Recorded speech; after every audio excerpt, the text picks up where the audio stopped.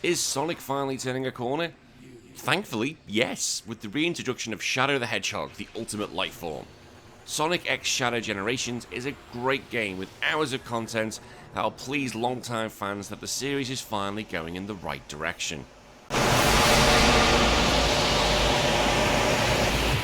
Now, Sega has clearly stated this is the year of Shadow the Hedgehog, and why wouldn't it be, with the newly released Sonic X Shadow Generations and his appearance in the upcoming Sonic 3. Now, fans should know this game comes in two parts. First is a remaster of Sonic Generations in 2011. Now, Generations was a great game when it came back all that time ago. At the time, Sonic's name was pretty low on the games you want to play, with title after title constantly missing the mark. And then we had Sonic 06.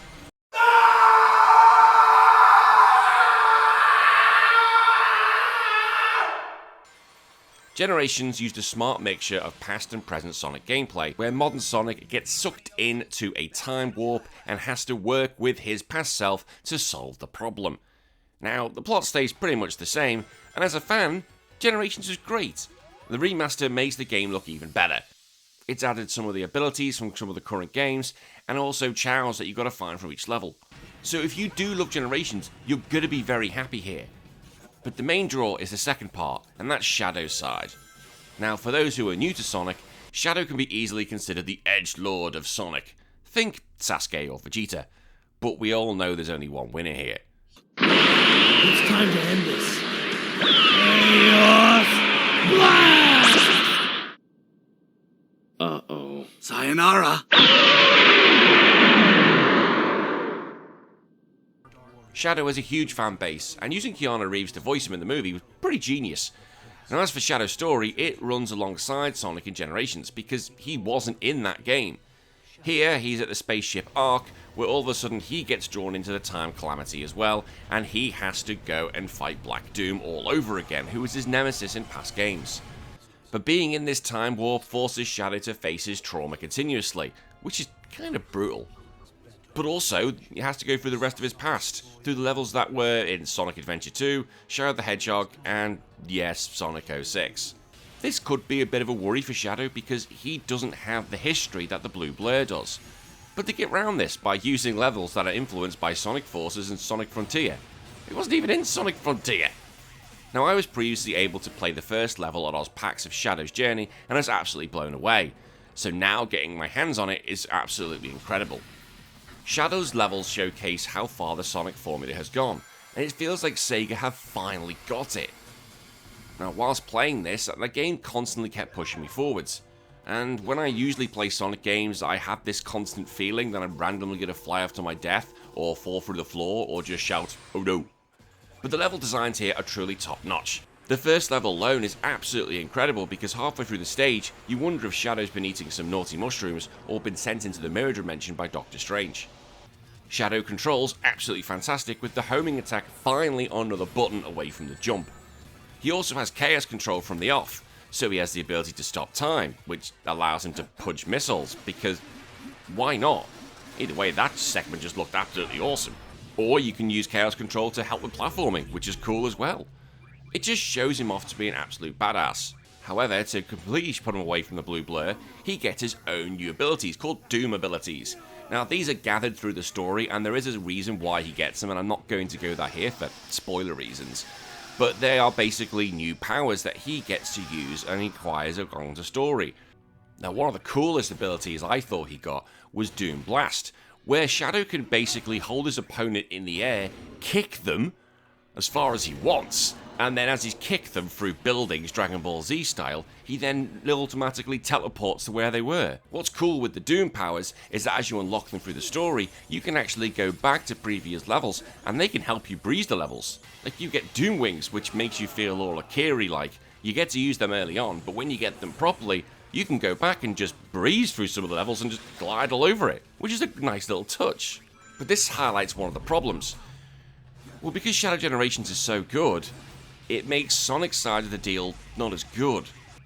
Like, while Sonic Generations was looking better, it's not as good as Shadow. And it has the same problems it did back in 2011, with some dodgy camera work, floaty controls, unfair enemy placement which forces you to practice until you know actually where the enemies are. Like, don't get me wrong, I do love Generations, but the game's old, and there have been several newer titles. You've had Mania, Superstars, and Frontiers, which have all pushed the side-scrolling and modern Sonic further. That's not even without comparing it to Generation Shadow. Like, Shadow's model looks better, the cutscenes play out so much smoother, and the voice acting is on another level compared to the other side of this game. But I have to emphasize, I do love Generations, I really do, but we can easily see how far the Sonic formula has got. Shadow Generations also has bosses which you have to unlock keys by doing special action stages. This could be either acquiring so many rings in a certain time, using Chaos Control to get to the level as quick as you can, or beating badniks. These challenges are pretty cool. The bosses themselves, they're not too bad, they're not going to be hitting home, but I still found fun with them. Shadow's campaign could last about 5 hours, which I don't think is too bad. But the beauty in Sonic games is that people who have played the series it's not about just getting to the ending, it's about getting that S rank, which can take absolutely hours of practice. See, Sonic games are built on replayability. You play it once, and then you want to play it again and get a faster time. Now, included in Sonic X Shadow Generations, there is the White Void. Now, they both have their own version. It's a way of getting the character from level 1 to level 2, etc, etc, etc. Whereas in the Sonic versions, it's just basically go from 1 to 2 quite easily. But in Shadow, he's been given his own version, which is like a full roaming 3D, which feels like Frontier. It's not perfect, but still pretty decent.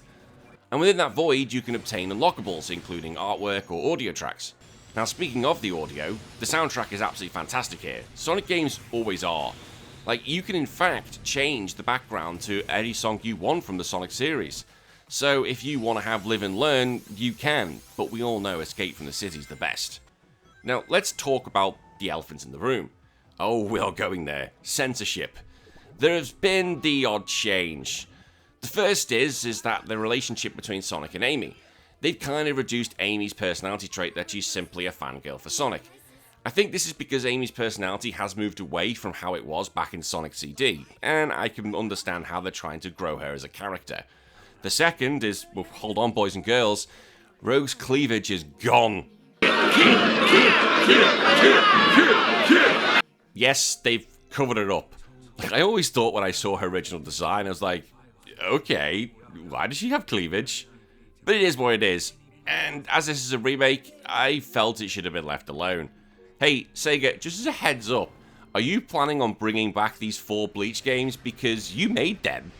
If you're tackling that, how are you going to manage these 2 characters?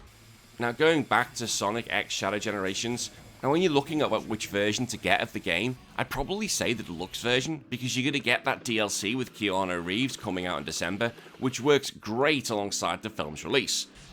Now, I do want to summarise, this truly is the year of Shadow. Sega really have created a great game here, which is going to do a few things. It's going to sell well, it's going to show fans Sonic is going in the right direction, and Shadow really is strong enough to have his own game. And I can comfortably say, after so many false starts, it finally feels that Sega have got the blue blur and the ultimate weapon going at top speed. I give this game 9 out of 10. And that is my review of Sonic X Shadow Generations. I hope you all had a good time, thank you for watching, and I'll see you all soon. Take care of yourself, bye bye.